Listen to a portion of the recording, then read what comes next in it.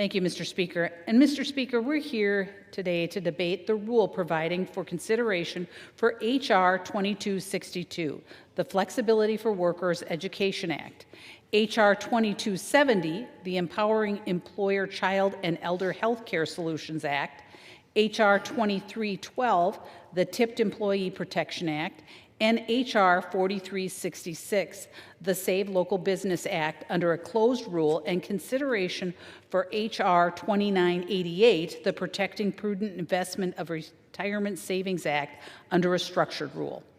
1 hour of debate each for H.R. 2262, H.R. 2270, H.R. 2312, H.R. 2988, and H.R. 4366 shall be equally divided and controlled by the chair and the ranking members of the Education and Workforce Committee. The rule provides for a motion to recommit for all 5 bills. Mr. Speaker, the bills before us today are about one thing: getting the federal government out of the way of the American worker.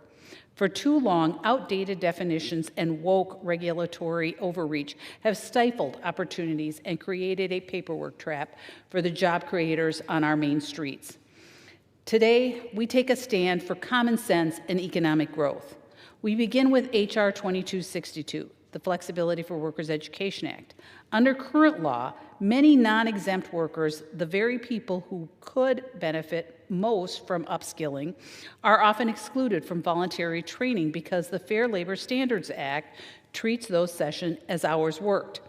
This creates massive inconveniences for employers who ultimately chose not to offer the training at all. This bill levels the playing field, allowing workers to pursue voluntary professional development outside of regular hours without triggering burdensome overtime costs to their employers. In the same spirit of support, H.R. 2270, the Empowering Employer Child and Elder Care Solutions Act, addresses the child care crunch facing so many families. By excluding child care and elder care benefits from the regular rate calculation for overtime, we remove a major financial barrier for some small business owners who want to help their employees balance work and family life. This is a pro-family, pro-worker solution that requires no new federal spending. We must also protect the flexibility that makes the service industry so vital. H.R. 2312, the Tipped Employee Protection Act, clears the regulatory fog that has long surrounded tipped workers. The Biden administration attempted to micromanage every minute of the server's day through the unworkable 80-20 rule, a standard that is virtually impossible to monitor or enforce. This bill provides a clear and simple definition for tipped employees: an employee who receives tips plus other cash wages that meet or exceed the federal minimum wage for a work period. This provides stability for restaurant owners and protects the high earning potential of our servers and bartenders. Similarly, H.R. 4366, the Save Local Businesses Act, restores the joint employer standard that served our economy for decades. The Obama and Biden administrations weaponized the National Labor Relations Board to target the franchise model, creating a scheme that cost the franchising sector an estimated $33 billion annually.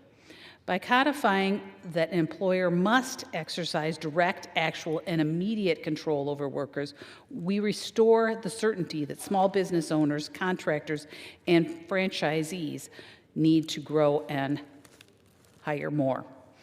Finally, we must protect the hard-earned savings of the American people. H.R. 2988, the Protect Prudent Investment in Retirement Savings Act, ensures that Employee Retirement Income Security Act, or ERISA, fiduciaries are focused on one thing: the financial bottom line. We cannot allow woke fiduciaries to gamble with the workers' pension to satisfy a political agenda. This bill reinforces the duties of loyalty and ensures that investment decisions are based solely on maximizing returns for the benefit of the retiree and not a social experiment. Mr. Speaker, the American people are tired of the regulatory noise coming out of Washington. They want a government that works for them, not against them. These 5 bills deliver our promise to cut red tape, empower families, and protect the American dream. I urge my colleagues to support this rule and the underlying legislation. Mr. Speaker, I reserve.